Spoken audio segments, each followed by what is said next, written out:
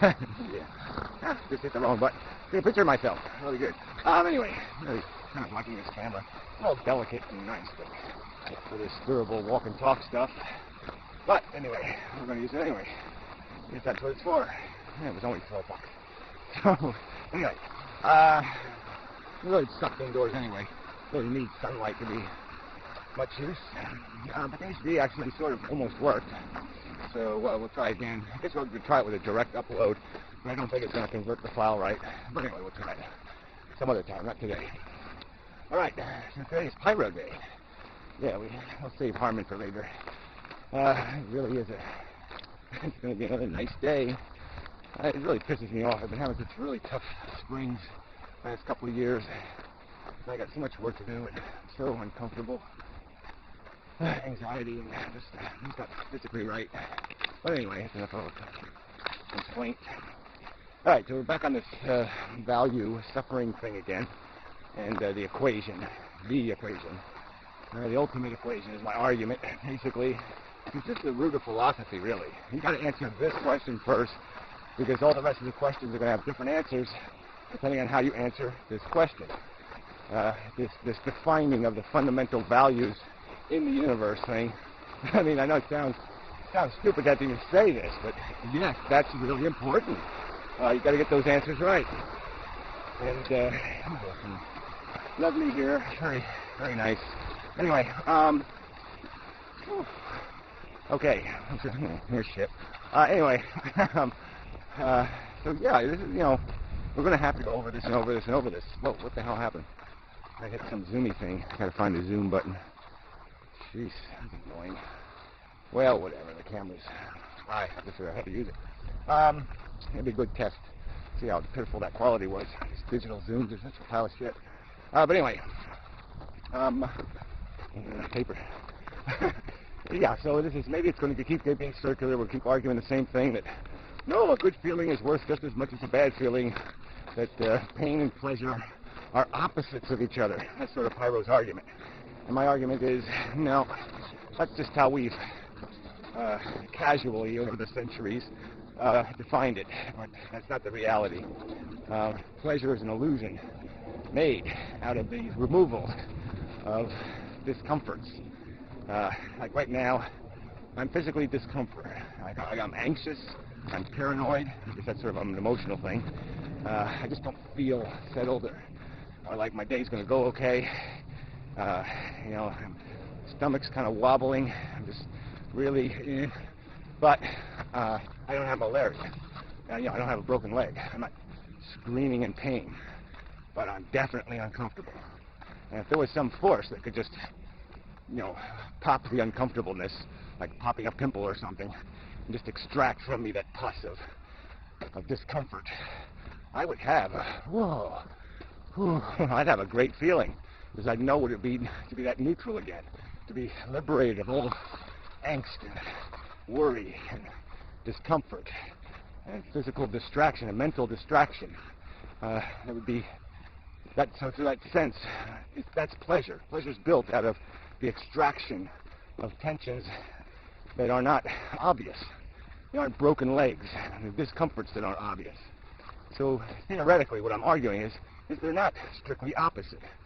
The first thing created is the negative, and then all positive is made out of the extraction, the elimination, the destruction of a negative. And that's the relative movement. The other part of Pyrrho's argument is that, there could be some rich guy who's really upset because, there's a scratch on his Lamborghini, and he's just distracted by it all day, and he's having real discomfort, and it's over a trivial, meaningless nothing. And to me, that's not much of an argument. I mean, yes, people can create discomfort in themselves over bullshit. That's possible.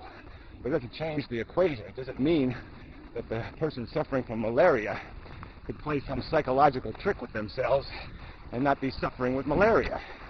So, I mean, it's kind of bullshit. I mean, the fact that human beings are capable of suffering unnecessarily, I mean, that's just a liability of being human, of being in the chase, in the game. Obviously, my psychology is a lot more distracted by noise. And I would argue and concede that a lot of it is nonsense. It's bullshit. You know, but I haven't found any pure escape from it. The whole meditation thing only works if you're a believer in the golden unicorn. I think it's a lot like prayer. You know, you go inside your head and you've got the wrong kind of demons in there. You're not going to want to go in there. Because those demons will be pointing out to you that you might as well not take another fucking breath. And so that meditation isn't going to calm you down. It's going to scare the fucking shit out of you. But anyway, that's a whole other subject. Having to do with all these people running around saying they know how to work life. You can't work it. You can be less of a failure, but you're never going to be a success. And that's sort of the end game philosophy here, is that we just can't. As much as people are deluded, you're not going to win this game. As an individual, you have some hope, because the fact of the matter is there's so much negative all around you, so many balls of pain and suffering to be easily mitigated against, that you could spend your life and truly eliminate more negatives than you create and have a productive life. But the species as a whole can't do it, because we create the mess. I've used this analogy before, but it's the damn truth. We spill the milk and then pat ourselves in the back for cleaning half of it up. I mean, it's a silly joke. And obviously nature has spilled a hell of a lot. And, you know, a lot of people don't want to take responsibility for that. But the truth is that being intelligent, we know we've got to take on the janitorial role. We've got to be the grown-up. Nature's a silly infant, and it's going to do stupid-ass, dumb things, and we're going to have to clean up those messes. And we can see that in this charming thing called nature that pleases our senses, but it pleases our senses like blood pleases Dracula. It's not a good thing, because we don't see what it's really made out of. All these reproducing DNA molecules chasing tomorrow, trying to force another generation, you know, in this inane and silly and insensible competition for nothing, to gain nothing, but to create another spring where the skunk cabbage will grow, you know, and try to eke out its existence. It's just stupid. And this glorification is just that, glorification. You know, the average human is as out of his mind wacko as some, you know, World War veteran, you know, marching down the street in a parade in his little uniform, talking about the glory days. You're out of your fucking mind. There's no glory in this nonsense of a game. So anyway, back to the real equation. Argument is suffering versus pleasure argument. I've made the point over and over in videos, and I'll just keep making it. But desire is a bizarre wild card. It just fucks up the whole thing.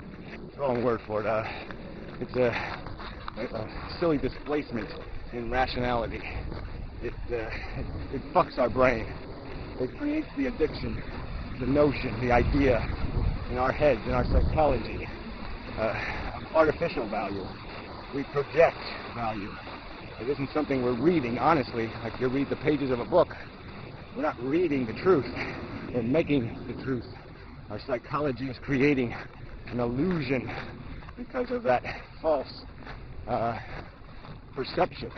Just as my brain is addicted to this nicotine, and I'll be compelled to consume it, and my body will feel that it has value. Of course, it has none.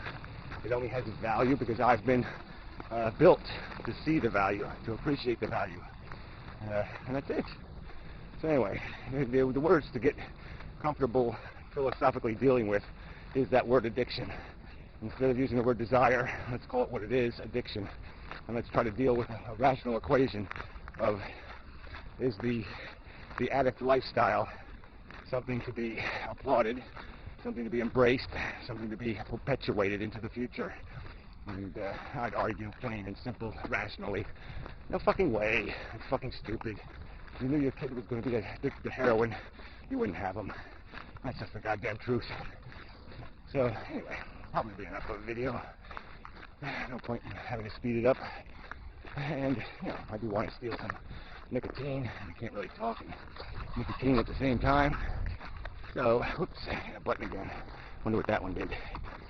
That's the problem with these cameras. They really ought to give you a handle of some kind, even a plastic one you can attach. It's not that complicated. Bastards. They could sell it as an extra feature, another $7.99 or something for a little plastic handle. Bastards. Anyway. Yeah, nothing else really. So I didn't really deal with the notes, so I don't think there was anything on there. Just a bunch of, yeah, Pyro, you're full of crap. Yeah. Blah, blah, blah, blah, blah. You're missing my point. So anyway, till next time. Yes. Properly spelled.